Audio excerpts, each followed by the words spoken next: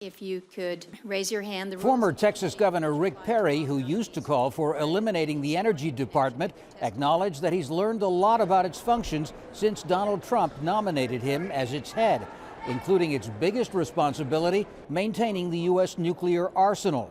My past statements made over 5 years ago about abolishing the Department of Energy do not reflect my current thinking.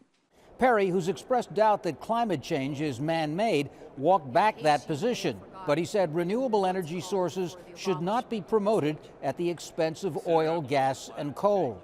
The question is how we address it in a thoughtful way that doesn't compromise economic growth.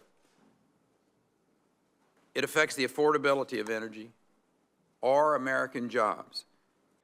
But Democrats called on him to defend the department's advanced research into alternate energy, amid reports that the Trump White House planned to slash those programs.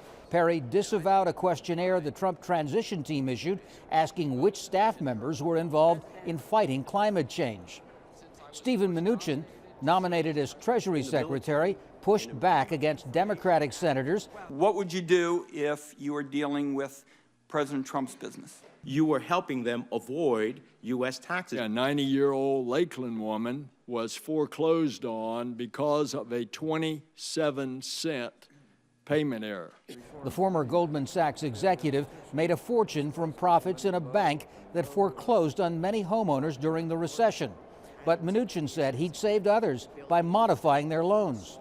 As to sanctions against Russia, Mnuchin said those imposed by Obama would be fully enforced, but added, the president-elect has made it very clear that he would only change those sanctions if he got, quote, a better deal and we got something in return, whether it was on nuclear arms or other areas. Democrats concede they probably won't have the votes to reject any of Trump's cabinet-level nominees, but hundreds of others who have yet to be named to run those departments must still be approved by the Senate.